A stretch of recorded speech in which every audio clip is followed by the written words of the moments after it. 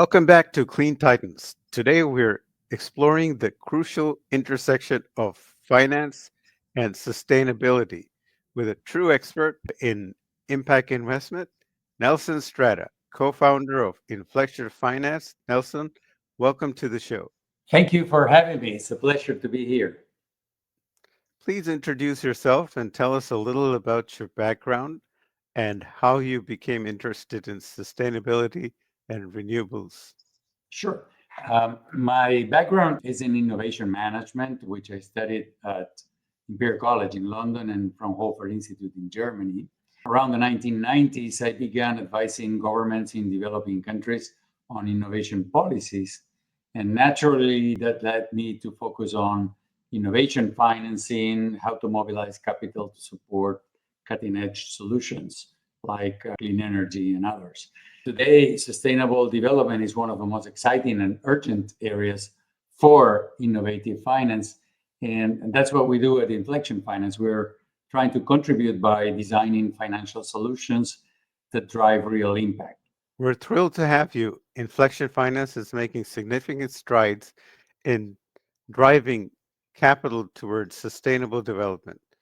To kick things off, could you give our audience a brief overview of Inflection Finance and its mission? Sure. Um, as I said, Inflection Finance was created to accelerate sustainable development by bridging the gap that exists between mature financial markets where capital is available and underserved markets, especially in developing countries where capital is most needed.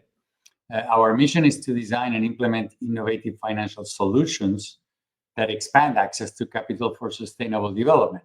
We also work with an impact investment approach. So we're trying to generate measurable social, economic, and environmental impacts to drive this capital to bridge that gap. To do this, we work in multiple ways. We help governments develop integrated national financing strategies and policies that create a stronger ecosystem for investment. That kind of work we usually do in collaboration with UN agencies, and they hire us to help governments to design these strategies. We also collaborate with private sector companies and private sector impact investors to maximize their opportunities and ensure that the capital drives real sustainable change. So, in a nutshell, this is more or less what we do in general terms. You co founded Inflection Finance to bridge the gap between domestic and international finance. In developing countries, what are the key challenges you've observed in this space? If you think back on the early days of the SDG era, it became clear that developing countries will need to mobilize unprecedented levels of additional investment and finance to achieve the SDGs, these global goals. That's when the conversation of transforming the billions to trillions started. Remember that? Well, the bulk of this funding, estimated by the UNs by back around 2015, was calculated to be around 2.5 trillion of additional investment per year until 2030. And most of that money should come primarily from private sector finance and investment. So, from our experience in developing finance, in developing country financing, we knew that this investment wasn't naturally flowing to developing countries, despite the huge opportunities. That's why we decided to step in and help both governments and impact investors navigate these challenges and unlock sustainable financing. You mentioned designing innovative partnerships between government and private entities. Could you provide a specific example of a successful partnership and the impact it achieved? One of the most promising approaches to structuring these partnerships is what is called blended finance. In these cases, governance and international financing institutions, which are also public, provide catalytic capital to de-risk, to reduce risks for private investors to participate in specific investment vehicles, such as private equity funds or syndicated loans and other financing structures. Now, these kind of partnerships allows a much larger pool of private for-profit investors to be directed to invest in key priority areas that might otherwise seem to be too risky. Now, examples are abundant. The market for blended financing, it's mobilizing around $15 billion per year. And there are many successful examples across all continents.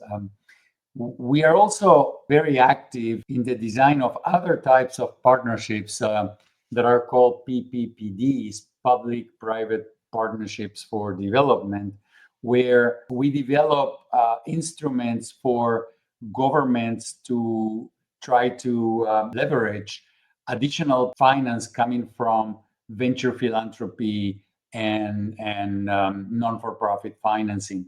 Now, these are smaller instruments, but with huge social impact. And in these cases, this leads to what people call social impact bonds and so on. So this is another type of partnership where normally what you do is to use the public resources that are available, that normally they are not abundant, they are very limited, to try to mobilize this additional private capital. And this is the conversation of transforming the billions into the trillions. Leverage 5 to 1 money when you put public sector financing in catalytic systems like this. So you're transforming $10 million into 50 or so. So this is in a nutshell the type of things we are involved. And can you tell me some specific examples? Yes, there are many actually blended finance funds that were created in Africa to finance clean energy, for example. And the main reason actually blended financing was this instrument was designed to de-risk foreign investments in Africa, especially, and then it expanded to other latitudes. So this is the type of things that allows pension funds or insurance companies in Europe who have a mandate to invest in afforestation or reforestation projects in developing countries or in clean energy to participate. Now, how do you engage these institutional investors who have very clear fiduciary duties of and mandates to avoid risks at a certain level, to participate in a business that defines, the business, the recuperation of returns of the business is exactly the type of the one that they want, pension fund investments of 10 years or 20 years recuperation of capital, because they can wait that long. The match is perfect if you manage to design vehicles that work for this particular purpose. So you can have impact investors or institutional investors participating in a variety of different type of private debt funds that are generated with a single purpose sometimes, for energy. So there are a few of these funds for clean energy in Africa that work quite well, that are using European Union money or World Bank's money and government's money to de-risk this other impact investor participation. How do you ensure that these partnerships are truly equitable and benefit the local communities? That's a good question. The key there is to avoid greenwashing or SDG washing. I was referring to impact funds or impact oriented vehicles, even if they're blended financing. And when you invest in impact oriented vehicles or companies, what you're really buying beyond the financial returns is the positive outcomes that should directly benefit local communities. So you're investing in something that will generate prosperity or in something that will reduce the reliance of oil in the economy for energy generation, etc. Now, these outcomes should provide also the necessary scale. Impact investors, they want to move the needle. They just want to invest in vehicles that really generate impact. Now, to avoid greenwashing, SDG washing, we believe that impact measurement is essential. And over the years, We have seen many promising concepts back in the 90s, corporate social responsibility, and more recently, ESG investment, that begin to lose credibility because they lacked real verifiable impact on communities, on what they do. So the impact investment market currently estimated to be around $1.16 trillion of investments per year, will only reach the full potential when it can effectively filter or many of these Me Too impact investors who claim to be impact investors, but in reality, they're just trying to do traditional business without caring that much on what you just said, benefit communities and so on. So we believe that an essential element there is how to generate transparency on the impact investment market for investors to be more comfortable participating. Impact measurement is crucial for demonstrating the effectiveness of investments. How does Inflection Finance integrate satellite technology and machine learning into the impact measurement system? That's absolutely right. That's why a year now or so, we have been developing what we call advanced impact measurement systems. And these are very useful, especially in environmental finance. And the systems that we're building combine several components. One of them is a highly advanced conceptual framework called the Earth System Impact, or ESI, which was developed by a research unit of the Social Academy of Science in Sweden. We also combine another layer to this very advanced conceptual framework, which is satellite imagery, big data analytics, and machine learning to track and predict both positive or negative impacts of investments. And in this area, we work with a company in the UK called Earthblocks. And then we try to add one more layer, which is to provide a rigorous but yet easy to understand impact reporting system that meets all the impact and environmental disclosure requirements. But at the end of the day, it's easy to understand and to show investors what really happens. Sometimes works that were built for climate finance and all, they have like a life of their own. And if you dig deeper into that, it's totally incomprehensible for, it's acronyms and wordings that make it quite difficult for normal investors to be able to understand what's going on. So we are applying these advanced systems in several real world cases. We are designing a fund in Mexico for sustainable agriculture. So we measure the impact of corn farmers.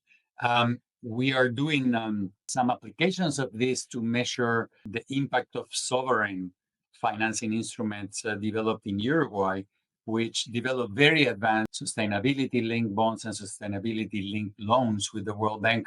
And we are helping them assess afforestation projects, which is one of the indicators that will define the interest rates that they will pay in these instruments.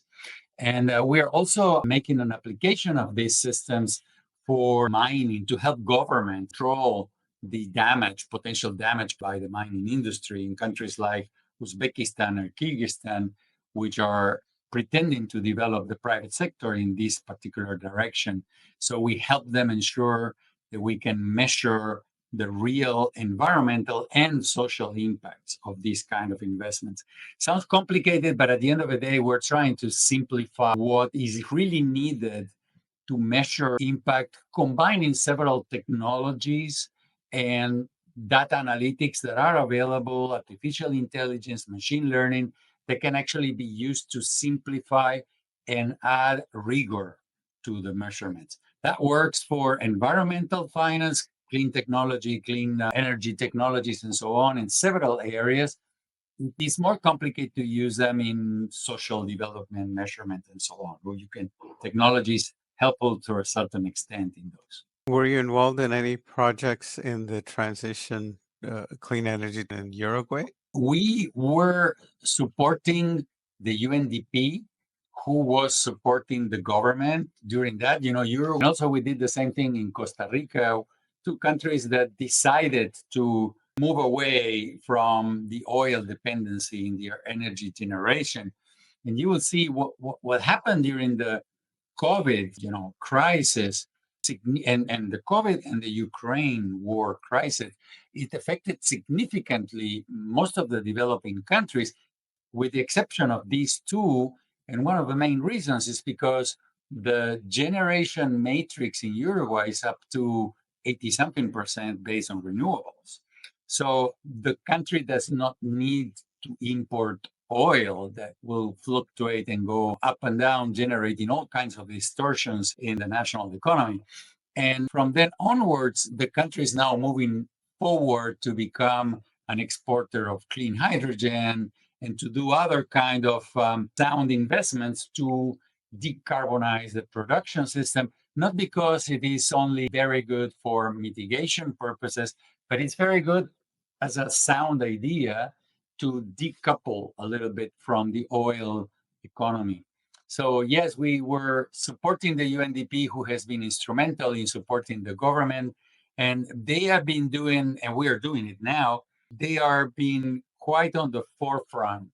The bond that Uruguay issued last year, $1.5 billion in the US stock exchange, was tied to two particular indicators. One of them is the decarbonization of the whole economy, which I was mentioning, and the other one is the reforestation of the autochthonous forests. And this is something very interesting. And the indicators will generate, the accomplishment of these indicators will generate a plus or minus $70 million in the cost of the interest rates for the country to pay back these bonds. So, this is quite financing alternative. The World Bank issued about a year ago one of the most, actually the kind loan to Uruguay tied to one sustainability linked indicator, which is the reduction of methane emissions from livestock. Uruguay is a member of beef and is an internationally recognized producer. And they self-impose themselves a target for reducing methane emissions by 40%. And so this $350 million loan from the World Bank, the interest rate is tied for the country's capacity to achieve that goal. And this is what I was saying when I was talking about advanced measurement systems. How do you actually provide reliable, accurate, and robust systems to allow these sort of investors to make sure that these targets were reached? So this is the point where we see there is a lot of potential for further expansion, not just for sovereign debt, but also for corporate debt, where measurement is a key element. How do you address the potential for bias or inaccuracies in these advanced measurement techniques? Well, if we just talk about the environmental impacts that they can be accurately in advanced technologies and data processing, especially if you're tracking science-based indicators. So in this case, science is the guide, and technology allows to develop very robust systems. The one that we are developing now, we believe that is one of probably amongst the most robust available today. For example, this ESI framework, the Earth System Impact Framework that we are using in partnership with the Royal Academy of Sciences in Sweden, was designed to integrate anthropogenic pressures affecting carbon, climate, land degradation, and water usage. So they combine three things. It's not just about measuring carbon. It's about, you have intensive agriculture, be decarbonized, but will degrade land and also generate contamination of water sources, etc. So by integrating more complex frameworks and combining them with technology, you can actually have a pretty good measurement. However, the biggest challenges remain, as I said before, measuring the social and economic impacts. I don't know if you like, I can give you specific examples because I sound too generic, but we are doing this on real life cases. Oh, absolutely. Specific examples are great. I just mentioned we are designing fund to finance low-income farmers of corn in Mexico.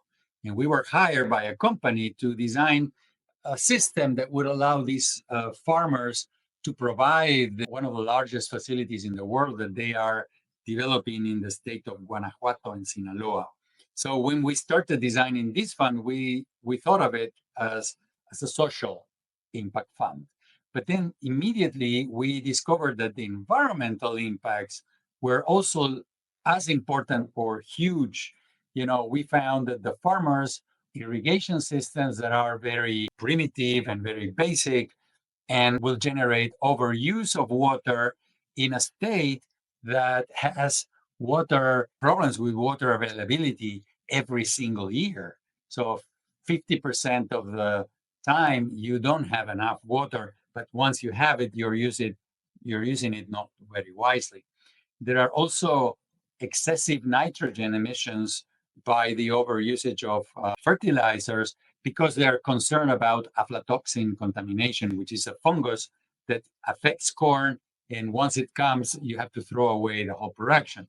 Now, with these impact measurement systems that I described, we can predict using existing free data that is available and satellite observations, we can predict with a 99% accuracy the possibilities of occurrence of aflatoxin before the year starts. So we can tell farmers you don't need to use nitrogen fertilizers this year. And also we can tell insurance companies, this is something to be aware of. This is a year where aflatoxin can happen, or this is an year where aflatoxin most likely will not happen. You see, when we talk about environmental impacts, we can develop very interesting tools.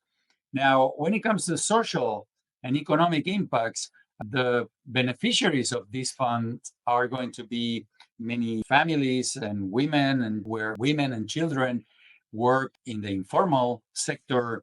These are not formal companies that we are financing. We're financing people who live below the poverty line. So they, we enter into the how do you measure improvements in working conditions, income, child work, etc. So we enter into another territory where it's very hard to produce something that at least ensures that there is no harm being produced, and how can we measure successful social and economic impacts. One measurement tool that we are playing around with is productivity.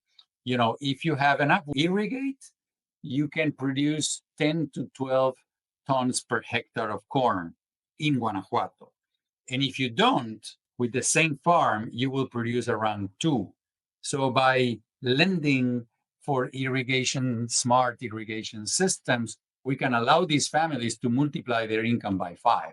And now these are very gross indicators, but at the end of the day, we will be able to measure this income because the company that is generating the fund is the buyer of the corn. So we could actually, at the end, try to find, and this is what I meant when I was talking about, we need to find very simple things that we can measure.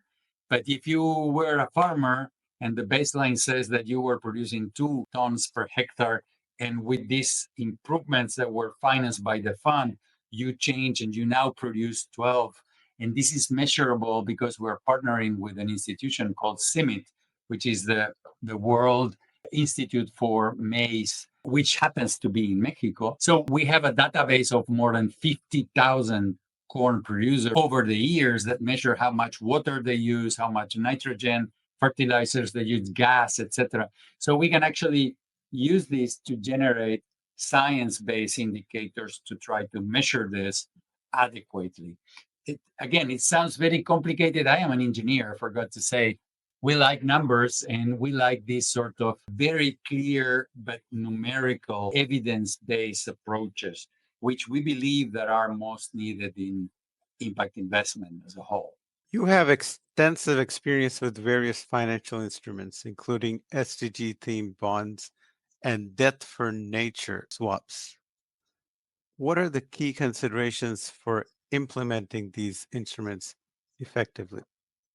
Well, when it comes to bonds and sovereign bonds by developing governments, some of the most important challenges are within the government systems. When you issue a bond, you need to explain what is going to happen with the money, the use of funds. Should be able to track the sovereign bond money goes to the government accounting system, and you need to be able how that goes. For example, if we're talking about climate finance or clean energy finance through utilization of this money, first of all, impacting input indicators of where the money goes. But then you need to measure the impact, because you could spend and not have the outcomes. That happens all the time in developing country government. Money sometimes is spent and the outcomes are not achieved. So in this case, one of the most important elements, complications, are related to the software that the ministries of finance use to be able to track these expenditures. And this is an essential element for SDG themed bonds. Imagine when you're talking about gender and child education systems, and you need to track where the money goes and how much these improve access for children in communities that are far away from the main cities. These are the kind that generate these SDG themed bonds. That's why we sometimes move away from them and develop these sustainability linked bonds, which are more linked to specific targets and not necessarily to the use of funds that generate more complications or require sophistications from government systems. But when it comes to debt for nature swaps, that's a completely different territory. These instruments are very fancy. People like to talk about them. They're very small. They're cumbersome. They're very complicated to reach. Just for you to have an idea, this is normally used for bilateral debt between countries. Once you want to swap bilateral debt from Germany, France, or some of these countries, be approved by their parliaments. So at the end of the day, whatever the transaction is, after years of negotiating the shape of this transaction, it still requires approval by sovereign institutions that may or may not respond to the government. So imagine trying to swap in this parliament that is more or less hostile. So at the end of the day, you can do this and you fail to navigate the last mile. As I said, the concept is very interesting. Costa Rica used it very effectively, using an instrument that the US has for this particular purpose. But they were very small swaps. They were like in of $2 to $5 million.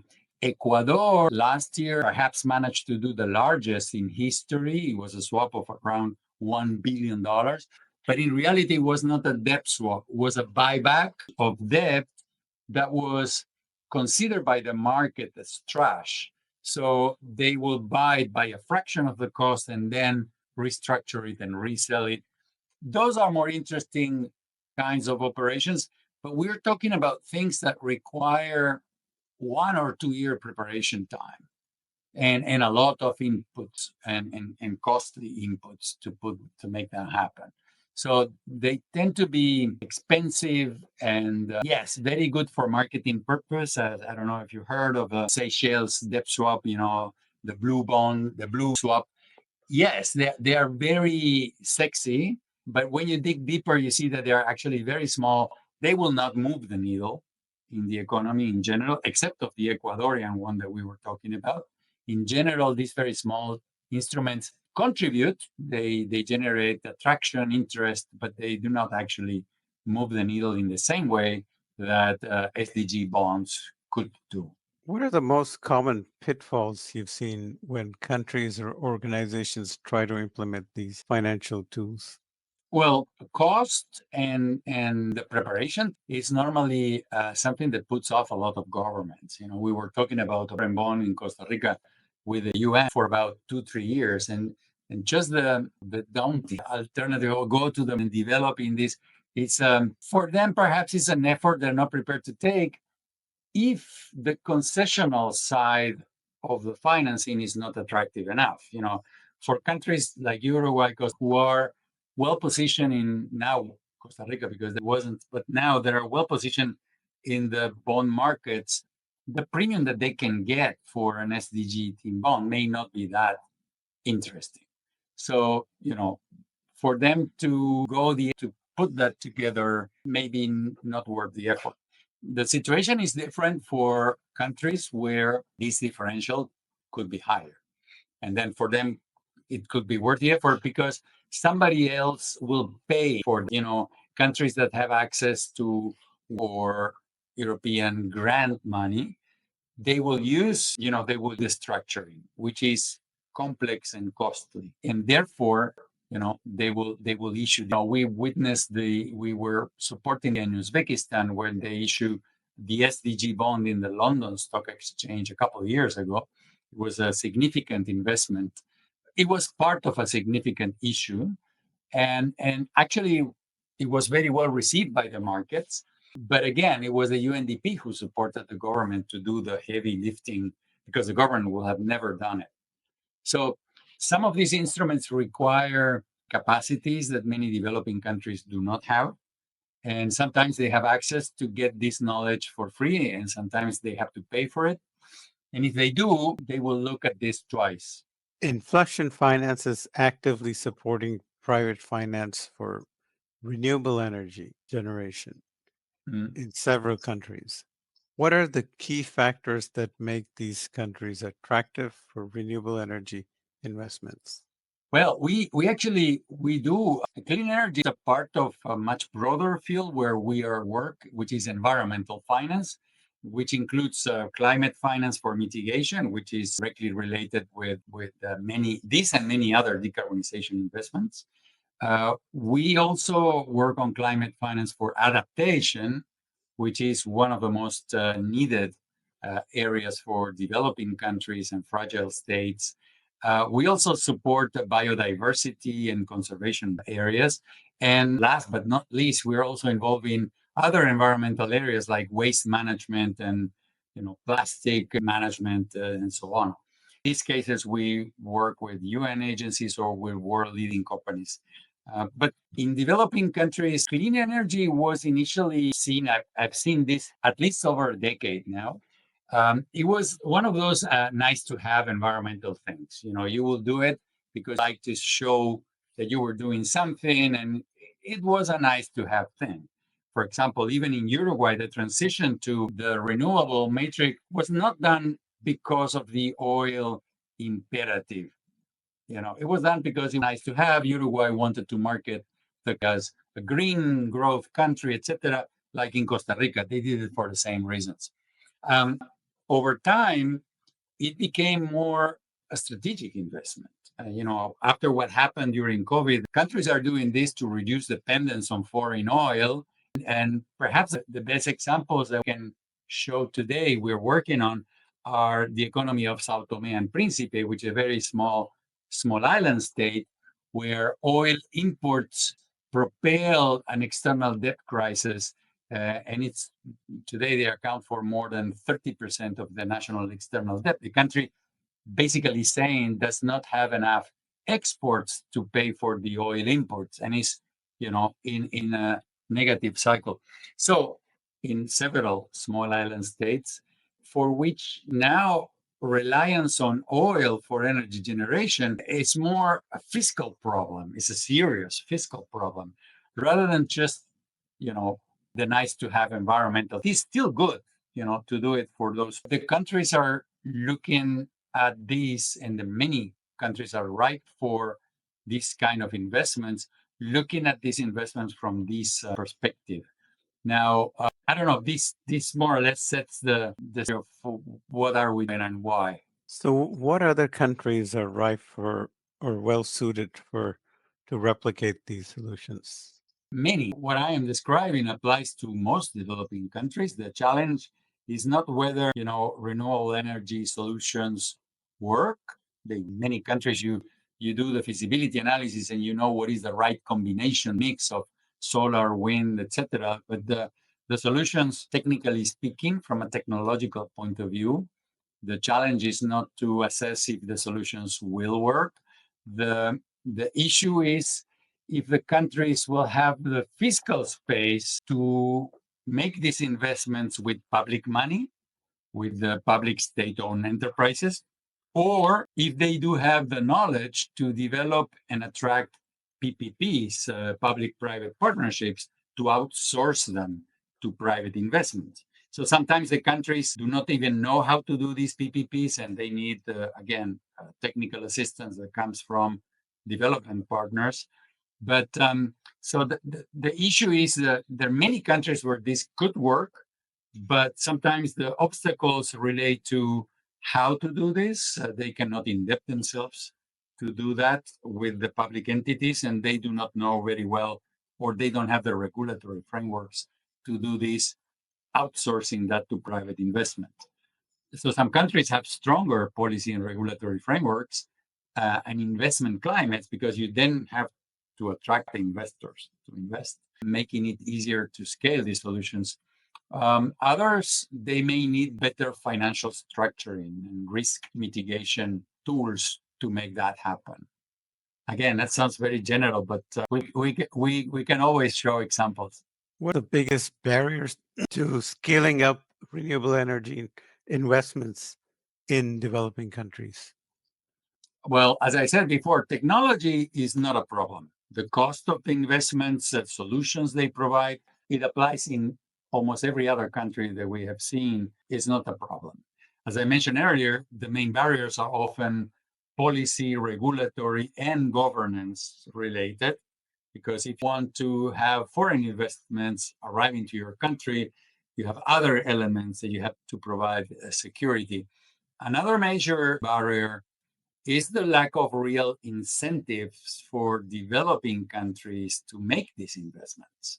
The financial returns from carbon credits and the carbon markets are now going to be rebranded as ITMOs. I don't know if you like acronyms, but ITMOs, internationally transfer mitigation outcomes. It's the new word for carbon credits.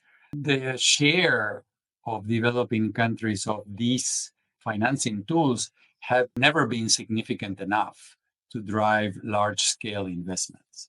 And you would be right to ask, why should countries? This is a conversation that I've seen in many countries as we speak. Why should we, a developing country that is just 0.00001% of the global emissions, take the lead in funding solutions when the major polluters aren't doing enough, right? And so this is a critical question that many developing countries are grappling with right now. So the main rationale for them to make these investments right now, as I mentioned before, is to decouple their economies from the oil economy. That makes sense. But if you look at it back to where it all started, you do these investments, you engage, and then at the end of the day, you will get some sort of payback by the carbon credits that you generated, as an economy, etc. That doesn't work anymore, because the share of this money for developing countries was actually minimum, close to nothing. What innovative financing mechanisms are needed to overcome these barriers? Well, many of these barriers are more political and technical. The good news is that there are many proven efficient financial instruments that can help to mobilize the necessary capital. As we were talking about, sovereign and corporate green bonds, SDG bonds, or blended finance private debt funds, or blended finance impact funds, or syndicated loans. So you can actually de-risk instruments rather than whole countries. And by doing that, you can develop attractive instruments.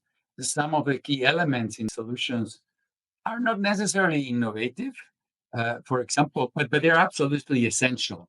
As I said before, clean energy investments typically have long recovery periods. And one of the most critical factors is providing affordable insurance of country risk. Now, this is something that in the US, in the Paleolithic institution called OPIC, who will provide country very, very affordable country risk insurance for, you need insurance not only for the economy of the country, but you need insurance for changes in the political system that, another party moves to power, want to nationalize your private investments and so on. So you have to look at the recovery of these investments over 15 years, which is normally in most countries 3 governments. So now these tools are provided in the US by the DFC, the Development Finance Corporation. And without that, even a well-structured instrument can struggle to attract foreign direct investment or institutional investments. So, sometimes access to these tools is important to develop financing mechanisms that do overcome these barriers. This is complicated territory. It sounds complicated, but it is complicated. But at the end of the day, I normally joke saying that this is when you design one of these blended financing tools or instruments, it's like an iPhone. Inside, there is a lot of complication, but when you look at it from the outside, it looks extremely simple.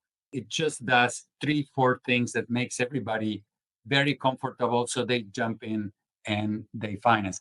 Now, the arrangements, the contracts, and putting all these different types together tends to be complicated. How do you ensure that renewable energy projects contribute to inclusive and sustainable, particularly in marginalized communities? If you go back to the situation that I just described in Sao Tome Principe, for example, they don't have enough generation capacity. The generation capacity is unreliable and is extremely costly because it depends on foreign imported oil. Now, the lack of reliable and affordable renewable energy and climate smart infrastructure that goes with it, in general, is a major barrier to formal private sector development. Now, without these foundational investments, the country struggles to attract export-oriented business that will generate quality jobs. The country has, for example, huge potential in some areas like tourism, sustainable agriculture for high-quality export goods. Now, without these energy investments, you don't have private sector investments. And without this private sector, you do not have these huge social implications, generating decent and formal jobs that will give people access to social security and a number of other things. So we see that sometimes one constraints whole economy in many developing countries is precisely the access of cheap and reliable energy. There is a chart that I normally use that shows the countries by the capacity to generate in megawatts and income per capita. And you see, and it's very funny chart because on the lower side, you see that there are no rich, low energy countries. The countries that manage to GDP per capita at certain levels are also of high intensity in electricity generation. So there are also examples where renewable energy contributes to social and sustainable development. There is a very nice example from the private sector, which I know because the generators of this idea were also former students from Imperial College, my university. It's a company called Bbox. I don't know if you heard about them, but they started providing little solar panels for people in Africa who are the grid to just have access to basic electricity, and they will repay them back, with the savings that they from other things. Long story, but now they are developing a lot that focus on clean energy, clean cooking, even smartphones, e-mobility, and financial products. Now, if you think about people living off grid, you may think if you are in the US, you may think this is a niche market.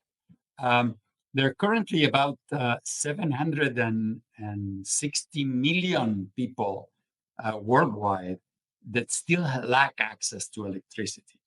And of these, 500 and something million in Africa, right? And if you look at people who are connected to unreliable grids, this goes much higher. There is about 800 and something million people in the world that do not have enough reliable energy. Think of that. This is a huge market. Beyond energy, you have people who lack access to clean and safe water. 3 billion people that rely on polluting cooking fuels. You don't have renewable energy. It's cheap. You burn wood. And this is what happens all over the world, in Africa, in Asia, and so on. And the scale of that is massive. So therefore, the figures more or less highlight the scale of the challenge. But for me, this is also the scale of the massive opportunities that there are there to provide sustainable, scalable solution. And this is the real impact that you could achieve with some of these investments. There are some microgrids and community solar where they don't connect to the grid, but the solar is so cheap that they can build a local microgrid. Yeah. We were helping some friends to do that for the communities who live near the big parks where, the game must be protected, for them, not these animals, and actually live from them because they generate tourism and they generate possibilities. So with these solar, they will actually use the solar generators on the top of greenhouses where they will grow vegetables that they will sell to the hotels that were bringing the tourists to see the parks and so on. So you see, you could integrate a lot of things within a value chain to generate more income for the poorest of the poor. But at the same time, once you have electricity, your kids can study during the nights, and you improve the quality of education outcomes, a lot of other things that are, at the end of the day, most important for long-term sustainable development. So electricity, as I said, should come first. Is staggering to think that there are more than 1 million people worldwide that still lack access to electricity. It's just incredible to think of it. How do you measure and report on the social and environmental impacts of these projects? Well, to truly scale impact, we need science-based metrics. This, I am a believer. As I said, I am an engineer, but you need to have science-based metrics and reliable impact measurement systems. So you want these systems also to be, if possible, as automated as possible, using blockchain technologies that generate the metrics without the human hand tampering the data and changing some of the or multiplying impacts where it didn't happen. So as automated as possible, ensuring real-time tracking and accuracy. So for example, if you look at the electric buses today in some other mitigation markets, the buses come that say how many hours they were running. And you have the metrics from, and these are science-based metrics, of the equivalent of the previous gas oil-based buses and the metric tons that these buses were generating by per kilometer or per hour usage. And these using blockchain technologies, you can all that is coming from a bus that is working normally to generate systems that show you how many hours, how many tons of carbon you saved by transforming these buses to these other buses. So when I'm talking about science-based metrics, I'm talking about these kind of very easy things that you can measure, with the machines that you have right now. You need very sophisticated things. So we believe that by integrating data-driven methodologies, such cheap satellite, when we talk about satellite technology, people think about NASA investments, but up to 20 meters, satellite technology is extremely cheap and very efficient to measure most of the outcomes that you want to measure. But you also can combine machine learning and advice to verify environmental, social, and economic impacts with greater precision and transparency. This not only improves accountability, but also builds investor confidence. And we believe that these are the key elements that you have to actually play with. Report on social and environmental impact and generate confidence for more investment. You're working on green and blue carbon-based financing vehicles. What are the potential and challenges of these mechanisms in driving climate action? Well, that's a nice topic. We supported several countries to design national financing strategies train government officials in countries, but strategies that heavily depend on blue economy as their main purpose for expansion. We did that in countries that are high income, like Costa Rica, but we also did this for several small island states like Cabo Verde, Equatorial Guinea, Fiji, and Sao Tome and Principe, as I mentioned. Currently, we're working on the design of highly innovative financial instruments focused on introducing payment for ecosystem services, PES systems. Now, these mechanisms reward conservation efforts by assigning financial value to the critical ecosystems that are preserved. And the ecosystems provided by oceans, coastal, and marine biodiversity have huge potential and potential value. We believe there are great opportunities for impact investments in the blue economy, even when we look big things like green ports, green hydrogen, green ammonia, and the things that are happening right now of the decarbonization of maritime transportation. But the impacts in blue economy normally exceed by far those of the green economy. The ocean's roles in carbon sequestration, biodiversity preservation, and climate resilience is massive, yet underfunded because people do not actually quite understand very well what is it all this about, right? If properly, blue carbon financing can be a game changer for both public or private capital to protect and restore marine ecosystems. We are doing, for example, feasibility analysis of production facilities that are sustainable and will not contaminate the waters, but at the end of the day, will significantly reduce the carbon footprint of traditional fishery. And this is one of the elements that just by changing the approach, the investments extremely, and the potentials to generate all sorts, especially in countries where there are problems for food security and so on, are also quite interesting. So going back to, I just mentioned the ongoing negotiations. I trust what's really happening right now with the environment of the International Maritime Organization, the IMO, could be a game changer. These negotiations, I don't know if you're aware of, they're talking about the IMO self-imposed themselves a carbon reduction on the transportation, maritime shipping, and so on. But now they're negotiating a self-imposed levy to carbon for maritime shipping, which will generate around $60 to $9 billion of additional finance that will go for adaptation projects in fragile states that are affected by the oceans. So you see, maybe we will see this emerging as a key element.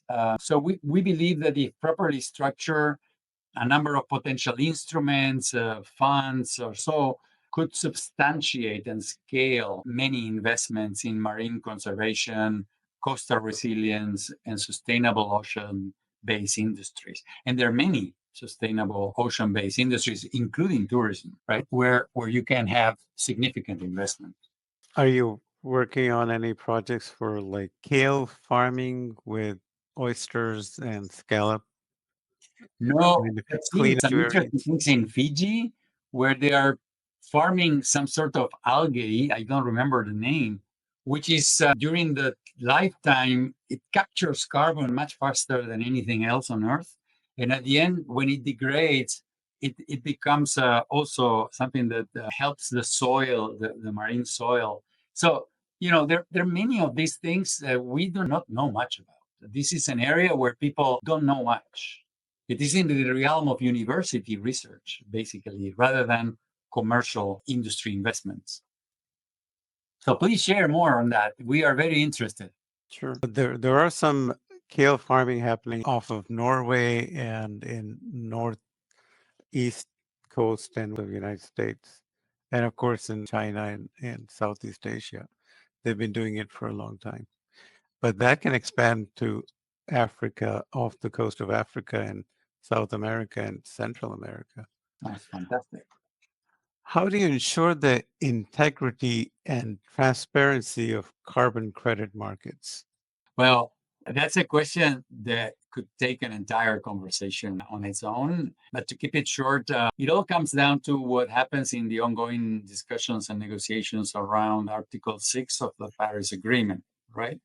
Um, so far, as I said before, carbon markets have mainly worked for developed countries, where while the benefits reaching developing countries, those actually producing the nature-based solutions that generate the carbon credits are insignificant, if not outright unfair. There's a lot going on there. Depends on what parts of these Article 6 negotiations you look at. The Article 6.2, that is designing the systems by which countries can sell carbon credits to other countries. The discussion on Article 6.4, that is redesigning all the mechanisms of the Kyoto Protocol, or the Article 6.8 that is trying to redesign the voluntary carbon markets. All this is ongoing. There are many pressures happening and frustrating negotiations and so on. To add more spice to the conversation, I would say that there have also been notorious cases of fraud involving some carbon market players, which come from developed countries, which has damaged the credibility of the entire system. So that said, we are closely watching what some of the world are doing right now with their carbon investments. Now, if you look at that part, that side of a market, the future could be very promising. We're looking at what companies like Alphabet or Microsoft or Google are doing when they do the purchasing of their own carbon credits directly. And if you look at that, the future is bright. Many things are happening that look quite interesting. But for now, this progress is limited to a very small group of highly influential companies, but still is not the world market of carbon. It's just anecdotal evidence. So to ensure integrity and transparency, many things should happen. They're being negotiated for us as we speak, and we are very happy to see the outcomes of these very long negotiations on the implementation of these articles of the Paris Agreement. What are the emerging trends in impact investment that you believe will shape the clean energy transition in the coming years? Overall, I am optimistic, even if I mention things that may not sound extremely positive. I am overall optimistic about the potential of private impact investments, particularly because companies are increasingly responding, not just big pension funds, institutional investors, insurance companies, but normally corporations are increasingly responding to client perceptions and needs. They see that the client is observing their behavior and the do no harm is not enough. So ESG and all these empty shells, for a lot of people, they're not enough. And for the users or the consumers of the products that this company provide, it is important. And actually, this is a consumer-based change that will require that companies respond to these client needs. However, as I mentioned earlier, there is a real risk that this could turn into another empty label like ESG or CSR. If investments fail to achieve impact at scale, you really move the needle. We're talking about climate change here and the 1.5-degree discussion and so on. So you need solutions at scale. And ensuring that this impact is measurable and meaningful is a critical factor. Now, that said, when you say the emerging trends, we are navigating highly volatile economies like the US are radically shifting their approach to clean energy, creating uncertainty in the global markets. This is also triggering debates even in Europe whether to deregulate or relax business accountability for environmental and human rights abuses in supply chains, as well as broadening the taxonomy of what qualifies as green investment. And the main reason is that if American corporations begin to do, we will have to remain competitive. And then the competitiveness conversation on sustainability. At the same time, the fiscal space for international aid overseas or official development assistance is shrinking.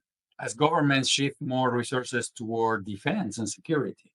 So there even is less money. So the combination, and if you want to add one more ingredient to the salad to make it particularly difficult for the palate, is that as all this is happening, it is all happening at the worst possible time. What science is telling us is that we should be investing more and not less in clean energy and many of these other things. So the times that we are navigating are volatile. The challenge now is ensuring that at least these impact investments, impact-driven investments, stay on track despite of all these pressures. Said, if you look at the half full glass, you look at what companies, big companies are still doing despite of all this. Well, but I am Italian, I am European, and I'm very close connected to European Union regulations and so. But if you look at the relaxing of the Green Deal that the European Commission is currently considering with this, what is being called omnibus laws that are trying to sort of deregulate at the same time corporate sustainability reporting directives and the taxonomy of what is green or not, then you begin to be more concerned. So mixed emotions here. Well, how can governments, private investors, and foundations work together to accelerate the flow of capital towards sustainable development goals? Well, as I said before, this is a very challenging time for multilateralism. We have governments like yours who don't believe in that. So, and the discussions around sustainable development financing are actually embedded or by other broader geopolitical and economic shifts, because we're navigating through an evolving new global economic order. So you have China, the US, Russia, Iran, many things happening at the same time. So it's how can we put together government, private investors, and foundations, to accelerate capital towards sustainable development, because all this noise that in the background about the new economic order and I do this and you do that, I put tariffs on you, you put tariffs on me, is actually generating a lot of noise in the system. However, I am optimist and I'm always find reasons for hope. One of them is what I just mentioned, the International Maritime Organization. They have no reason to do what they're doing.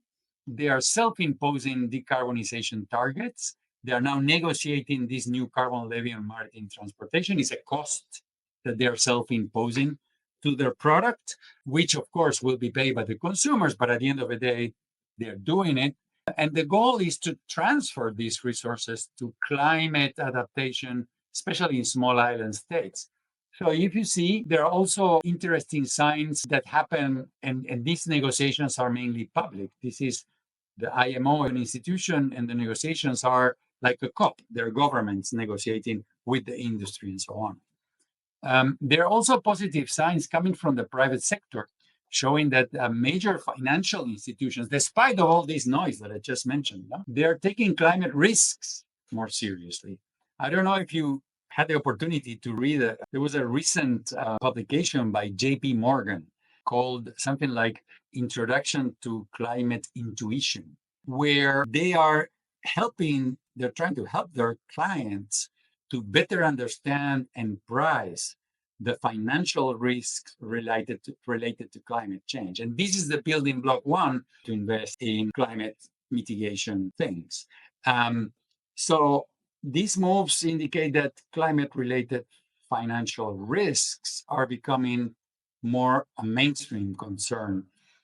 People like me or you will always ask themselves how many times you need to have the largest fire in history in California to begin to add 2 + 2 = 4 and say, look, insurance companies stand this very much because they are the ones who have to insure what happens of the consequences of climate mitigation decisions that are not taken. So you see, once the big banks like JP Morgan begins to internalize the concept of risks, related to climate change and begin to shape the portfolio with these risks taken into account, things will begin to change because of different reasons. And these are not geopolitical reasons. These are people who are financing companies who are affected by the impacts of climate change directly. So, as I said, I will always look at the half full glass. There is always hope, and many things can happen independently from all these temporary, volatile negotiations that are happening. There was a recent report that said that $1.5 trillion of property value will evaporate in the US over the next few decades due to climate change. So that's a big risk for financial institutions and insurance companies. And there is a whole family now of insurance products that are incorporating climate variables, parametrical insurances, and so on, for which our systems, our advanced systems, can add predictability. If you know there is going to be another fire or Colorado or so, how much will you charge the insurance of the places? You map the places with 98% of probability of, developing fires and so on. If you need this because it's of your core business. This is happening now in developing countries as well. Nice. What are the most effective ways to build trust and collaboration among these stakeholders? Well, it's a long process that normally requires to develop pilots that work and that shows the metrics that will show potential investors to jump for solutions at a certain scale. So you do not invest, let's say, you do not develop $1.5 trillion fund for solar energy in Africa, even if you needed 1.5 trillion. You need to do an experiment that works. You have to be able to reach the families. Families must invest and purchase the solar panels, etc. And after you build the pilots, then you grow. So these are solutions that take time, especially when it comes for this trust to be built. Trust from investors that the solutions are sufficient returns, economic and impact returns, and you need measurable outcomes. And normally, unfortunately, you have to start small and then progress rather than, it's unfortunately that you do not allocate $60 billion and the problem is over. Like that. Otherwise, we will have been able to address a lot of these things. It's a long process, normally requires this kind of work. And trust depends very much on how these stakeholders put together. This is where we work a lot with the UN in these particular environments, where the UN institutions are very good at putting together stakeholders with sometimes confrontational objectives, and they manage to get a common ground and understanding. And normally, this is actually a good tool for governments who do not have the capacity or to do that. So there are some institutions that are very good doing these things on the ground, attracting capital to be also equally optimistic and more propense to take some risks. It's another story, but it's part of the game. Solar has gone down in price so cheap now, down to 1 cent per kilowatt hour in some areas. Batteries are starting to get so cheap. Some islands are starting to invest in transitioning completely to net zero with solar and batteries. Are there any that you're aware of? Exactly. We have, as I mentioned, São Tomé Príncipe will require a total investment of around $300 and something million to make the whole country, reliant on renewable energy. Now, once you do that, the island is one of those UNESCO protected areas of the world because of the biodiversity. Now, in the island of Principe, resorts, Italian or European resorts that charge 600 euros per night if you want to stay there. But the moment that you have reliable renewable energy, everything you do in tourism becomes, if you do other things right, becomes green tourism, and then the price for consumers is a lot more interesting, and a lot of things trigger. But at the end of the day, the country today is spending around $50 million a year on oil that they cannot afford to pay. And the totality of the investment to never use oil in their entire lifetime is less than $150 million. So if you do the math, it should be a no-brainer, but they don't have the fiscal capacity because their debt to GDP today is on the roof. So this is where we come in and try to find solutions to make these things happen, even if it is not an immediate thing. But there are many of these countries, many of the Pacific Island states are in similar conditions and similar situations.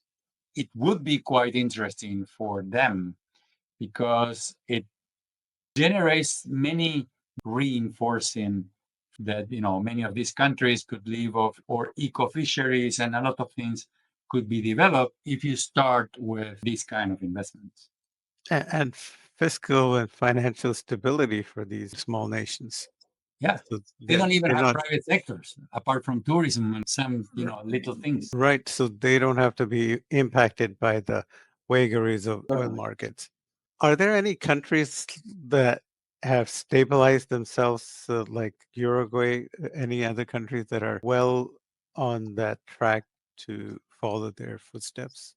There are many that are moving towards that direction as we speak. From the small island states, perhaps Fiji is one of the most interesting ones to take a look at, is moving quite steadily. Some other countries in the region are doing the same thing, like Samoa, not American Samoa, Samoa. But in reality, this is an element that just down on governments in the last 2 years.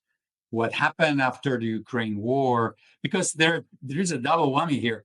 You got more expensive oil, and in the case of Sao Tome, for example, more expensive imports. And believe it or not, we worked in Cameroon, which is by the ocean, and they have to import fish, right? And Sao Tome has to import food, and they're not, 100% reliant on their own capacity to produce, to sell. Uh, we work in South Sudan. They have some of the most fertile land in the world, and they don't even have the capacity to produce enough food for their people. They have to import the food from Uganda and other countries. So if you look at it from that point of view, it should be a no-brainer, right? But I think one of the good things that this crisis generated by the Ukraine war is precisely this new awareness that this is beyond green. This is a fiscal issue. And now you have to actually the bull by the horns and say, look, if we do this, look at the countries who did it. They're doing quite Uruguay, Costa Rica. Yes, they are high income countries. But when they started, this is a very important part of the solution. Especially in Uruguay, it was not the government who did these investments. They developed them to allow a lot of private investments to happen. And there are investors who came here that are from France and from Germany, and they invest, and some of them are local. So you see, at the end of the day, you have to be smart as well. You don't need to invest the $350 million that Sao Tome needs. You just need to open up the market for private investors to provide the energy and get paid back. And that's it. But you need to provide them with a business environment that generates confidence for them to invest. Yeah, and stabilize their finances. Yes. For the long run, forever, basically. For aspiring professionals interested in impact and development finance, what advice would you give them? Okay, there are many entry points to this market. You can come in from the financial side, a solid understanding on financial principles. People who come in this field sometimes come from traditional institutions. So, if you're wishing to work in this, the financial path is key. You're financing again. I mentioned several times the need for analytical tools. So we developed a team of people who are extremely highly skilled in analytical to evaluate quantitative and qualitative data And we're talking about people who can do very complex big data analytics, forecasting, and so on. So you can actually come to this world not only from the econometrics side, but also from pure math, because it's needed. Science is a key element in at least some of these measurement systems. The impact measurement also requires people who come from the social side of things, where, as I said before, it's very difficult to provide reliable and robust indicators for measuring social outcomes. And here, the people who come from community, grassroots, financing, etc., who develop this kind of standing are also very good. There is a key element I did not mention much during the conversation is communication and collaboration. But communication is an essential element. Sometimes, if you talk to the people who are, and I respect them very much, the people who are leading the climate conversation, I don't know how many friends you have who are experts in this, they speak a different language. They talk to themselves. Like I saw a very cool video in my LinkedIn a couple of days ago. It is an intelligence telephone calling to a company that is selling tickets, which is also serviced by an artificial intelligence. So they start talking to each other, and after a while they say, "Ah, you are an AI, I am an AI. So let's move to gibberish and we have to talk about, and let's not use this language." Well, people who are in environmental finance, in climate finance, they talk a different language. The level of complexity of the acronyms that they use are they put off anyone who really wants to work. So communication is essential to engage diverse stakeholders. You know, when I talk about governments, my role normally is go to sit down with presidents or ministers of finance who are politicians, and they don't have time to understand, you know, all these acronyms, and so they need who can decode that to them, they immediately understand to take political decisions on technical topics. So that's another. And the other area is people who just have the passion for social and environmental issues. You know, impact investment is about addressing those issues. So it doesn't matter if you come from that was working in particular areas. I know some of the best experts that come on the blue economy field today come from conservation-based organizations and so on. And indeed, we work, for example, with Conservation International, who are perhaps the most advanced people producing innovative financing tools in the market, and they are an NGO, right? So you see, this is by definition a multi-stakeholder environment where people from different kind of fields. Our job is to actually put these teams together to complement each other. So you mentioned a few. What are the key skills and experiences that are essential for success in this field? Well, skills, as I said before, financial, metric, analytical, everybody who's working on big metrics and so on, pure mathematics, are truly welcome in an area where measurements were always wishy-washy and generated by hand to deceive investors. So a number of these skills are taught in universities, but many of those are that are needed are learned on the ground. So in this particular, because they are not to my knowledge, I'm not following what kind of educational programs are available, but I did not come across too many programs that are oriented towards producing impact investment personnel, right? Or people who are capable. And when they do, they just look at the financing side of things, but not the other parts. And as I said before, many of the best solutions require integrating different stakeholders, private and public, domestic and external, for profit and non for profit private partners. So the levels of complexity that you need to deal to craft these solutions could be quite significant. So in a nutshell, just people who have sometimes the right skills. Many people who jump into this field come from international relations, and they learn on the go with a preference on financing or commerce. But many people who are present in this field also come from that side of things. This is a multi-diverse environment. Mostly people are welcome. If you have a passion for the outcomes that you really want to help achieving, there is plenty of room for people working in this field. Nice. Nelson, this has been an incredibly insightful and valuable conversation.